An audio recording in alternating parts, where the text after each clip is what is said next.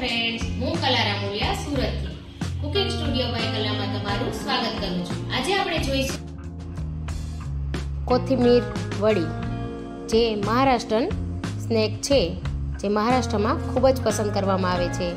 તે ખૂબ સારા ધાણા સાથે બને છે અને તેમાં બેસનનો પણ ઉપયોગ થાય છે. તો આ કોથમીર વડી ખાવામાં ખૂબ જ સોફ્ટ અને બહારથી ક્રન્ચી હોય છે, જે મહારાષ્ટ્રનો નાસ્તો છે. તો આજે એ કોથમીર વડીની રેસીપી બનાવતા હું તમને શીખવીશ. તો તમે જોઈ શકો છો કે કોથમીર વડી કેટલી સરસ લાગી રહી છે, જેને આપણે સેલો ફ્રાય પણ કરી શકીએ છીએ અને ફ્રાય પણ કરી શકીએ છીએ. એ તમારી ચોઈસ પ્રમાણે હોય છે કે તમને કેવી પસંદ છે. તો ચાલો જોઈ લઈએ રેસીપી. પણ એ પહેલાં જો હજી સુધી તમે મારી ચેનલને સબસ્ક્રાઈબ ના કરી હોય તો સબસ્ક્રાઈબ કરી લેજો અને બેલ આઇકન પર બટન દબાવી દેજો, જેથી મારા નવા વિડીયોની નોટિફિકેશન તમને મળતી રહે. તો ચાલો જોઈ લઈએ રેસીપી. તો અત્યારે શિયાળાની સિઝનમાં ધાણા ભાજી ખૂબ જ સરસ આવે છે. તો આપણે તેમાંથી એક સરસ મજાની રેસીપી જોઈશું.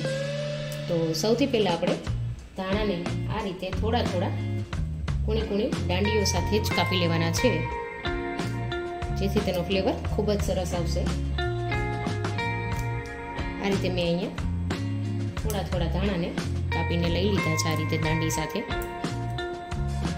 તો અહીંયા હું ટોટલ 2 કપ જેટલા ધાણા લઈશ. આપણે આજે મહારાષ્ટ્રની એક ખૂબ જ ફેમસ એવી રેસીપી કોથમીર વડી, જે આપણે બનાવીશું આજે.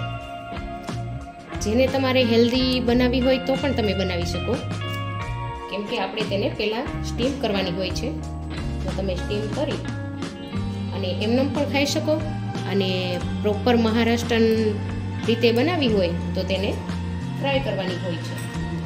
તો આપણે સૌથી પહેલાં ધાણાને આ રીતે કાપી લઈએ. મેં અહીંયા કૂણી કૂણી દાંડી સાથે જ કાપ્યા છે.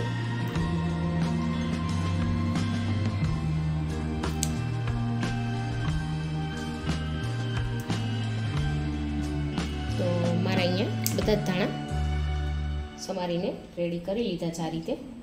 હવે આપણે તેને એકદમ સારા પાણીમાં આપણે વોશ કરી લઈશું. આ બધા જ ધાણાને એક આ રીતે કાણાવાળો વાટકો લઈ તેમાં આપણે સારી રીતે ધોઈ લઈશું.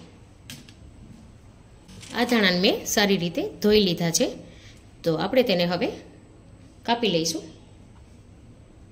એકદમ બારીક ચોપ નથી કરવાના, થોડા મોટા હશે તો પણ ચાલશે. રફલી ચોપ કરવાના છે આપણે તેને.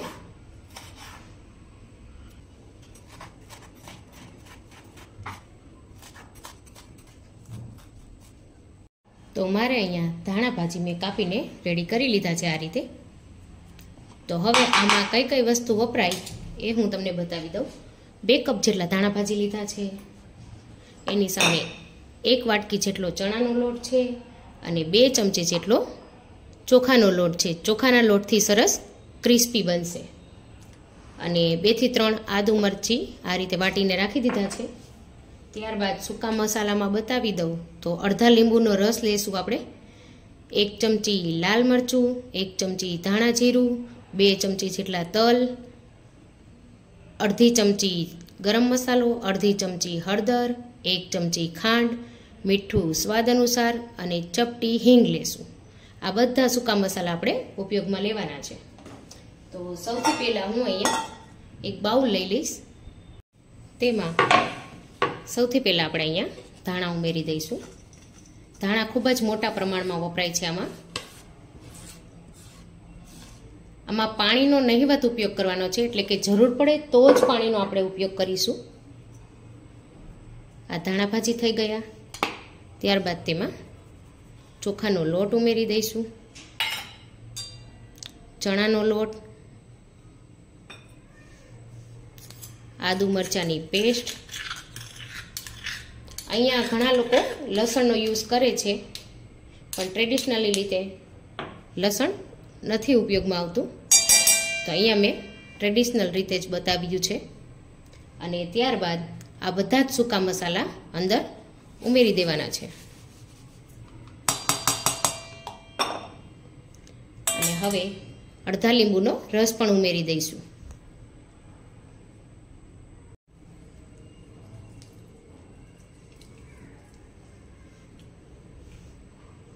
હવે આપણે આ બધી જ વસ્તુઓને સારી રીતે હાથેથી મસળવાની છે.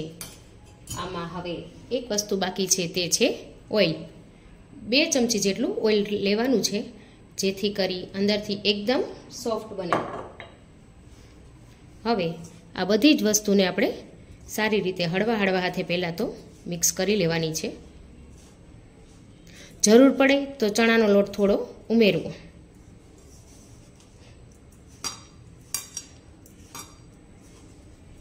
જ્યાં સુધી આપણે પેલી પ્રોસેસ કરીએ છીએ ત્યાં સુધી આપણે એક ઢોકળિયામાં પાણી ગરમ કરવા માટે મૂકી દઈશું. હવે આપણે સારી રીતે મસળી લઈએ. આ રીતે જેમ જેમ આપણે મસળશું તેમ ધાણા ભાજીમાંથી સરસ મોઇસ્ચર છૂટું પડશે, એટલે આપણે થોડા જ પાણીની જરૂર પડશે ખાલી. તો મેં અહીંયા 2-3 ચમચી જેટલું પાણી ઉમેરી દઉં છું. ટોટલ પહેલાં 3 ચમચી જેટલું પાણી ઉમેરું છું. તમે જોઈ શકો છો કે ખાલી 3 ચમચી પાણી ઉમેર્યું છે તો પણ સરસ આપણું બેટર મિક્સ થવા લાગ્યું છે. આ રીતે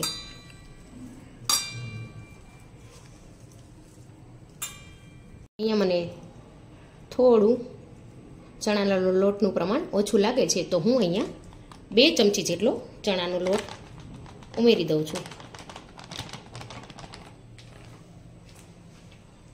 એટલે કે ટોટલ મેં 1 વાટકી ઉપર 2 ચમચી જેટલો ચણાનો લોટ ઉમેર્યો છે.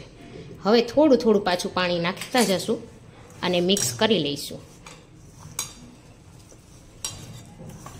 તમે જોઈ શકો છો કે તરત જ આ રીતે પાછું મેં 2 ચમચી પાણી નાખ્યું. ટોટલ મેં 5 ચમચી જેટલું પાણી ઉમેરેલ છે.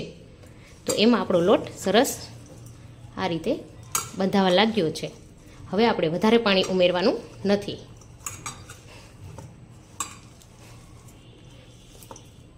જો સરસ બંધાઈ ગયો છે આ રીતે. તો હવે તેના પર પાછું થોડું તેલ ઉમેરી દઈશું આ રીતે અને હળવા હાથે કૂણી લઈશું.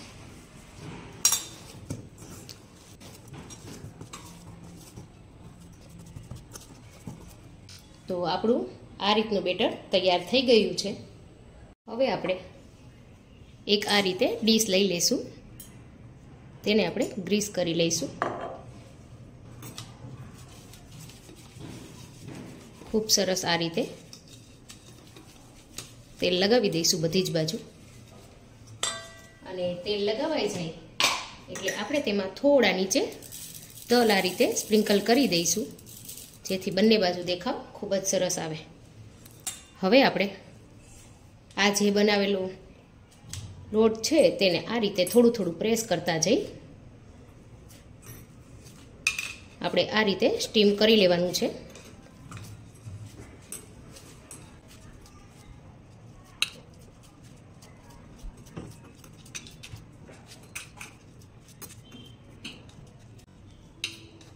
થોડું આપણે જાડું જ રાખીશું.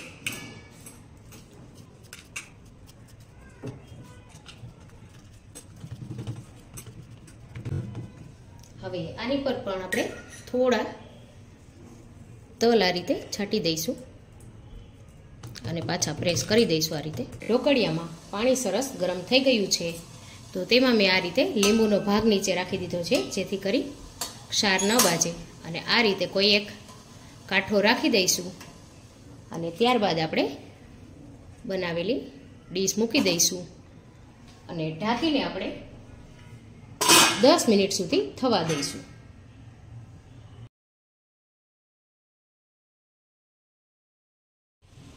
તો 10 મિનિટ પછી તમે જોઈ શકો છો કે મિશ્રણ એકદમ સૂકું થઈ ગયું છે, આપણા હાથમાં ચોટતું નથી. તો મિશ્રણ પરફેક્ટ બની ગઈ છે આપણી આ કોથિંબીર વડી. તો હવે આપણે તેને ઉતારી લઈશું. તો અહીંયા આપણી વડી સુકાઈ ગઈ છે, તો હવે આપણે તેને કાપી લઈશું. કાપવા માટે સરસ આ રીતે ચોરસ પીસ કરવા હોય તો તમે આ રીતે તેને શેપ, તેના આપણે સરસ ચોરસ પીસ પાડી લઈશું હવે.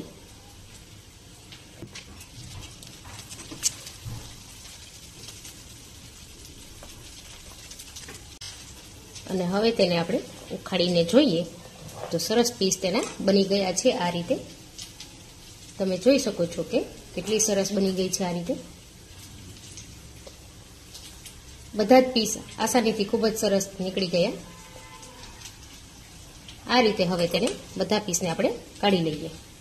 હવે થોડું તેલ નાખી જોઈ લઈએ. આ રીતે થોડું તેલ આપણે આવી ગયું છે તો આપણે એક પીસ પહેલા નાખી દઈશું અને આપણે તેને લો ટુ મીડિયમ ગેસ પર જ તળવાની છે. આપણે ધીમે ધીમે બીજા પીસ પણ ઉમેરી દઈશું.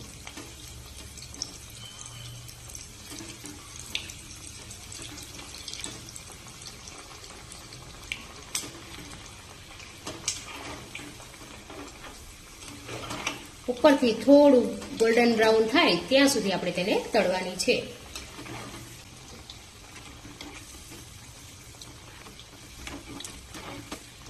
અંદરથી કાચી નહીં રહે એનું કારણ છે કે આપણે તેને સ્ટીમ કરી લીધી છે, તો હવે અંદરથી આપણે કાચી નહીં રહે. તો મીડિયમ ટુ ફાસ્ટ ગેસ પર આપણે તેને તળીશું. આ રીતે તમે જોઈ શકો છો કે થોડો થોડો બ્રાઉન કલર આવવા લાગ્યો છે. તો થોડો બ્રાઉન થઈ જાય એટલે આપણે તેને ઉતારી લઈશું. તો આપણે અહીંયા કોથમીર વેડી તળાઈને આ રીતે બ્રાઉન કલર થઈ ગયો છે સરસ. તો આપણે તેને કાઢી લઈશું. આ રીતે સરસ ક્રિસ્પી પીસ થઈ ગયા છે બધા, તમે જોઈ શકો છો. તો હવે આપણે બીજા પીસ પણ ઉમેરી દઈશું.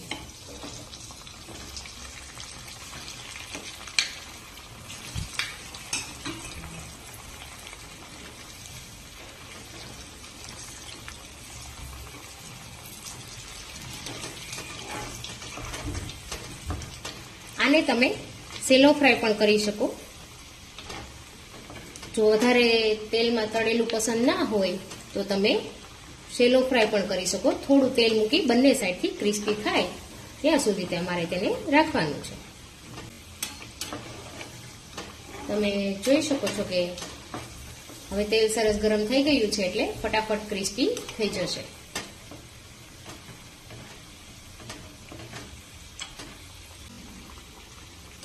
તો હવે આને પણ આપણે કાઢી લઈશું. એ જ રીતે આપણે બધા જ પીસ તળી લઈશું.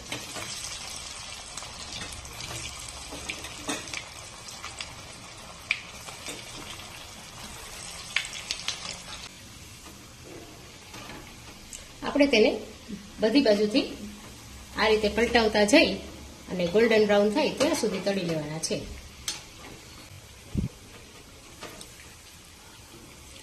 હવે અહીંયા બધા જ પીસ સરસ થઈ ગયા છે તો આપણે તેને કાઢી લઈશું.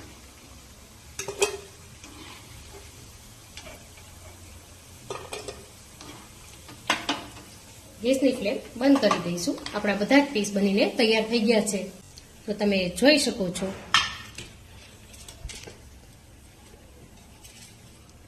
કે આપણા બધા જ પીસ આ રીતે બનીને રેડી થઈ ગયા છે. તો હવે આપણે તેને એક પ્લેટમાં લઈ લઈશું અને હું તમને એક પીસ પછી તોડીને પણ બતાવું. તો તમે જોઈ શકો છો કે અંદરથી કેટલું સરસ આ રીતે ચડી ગયું છે આપણું. હવે તેને એક પ્લેટ પર લઈ લઈશું.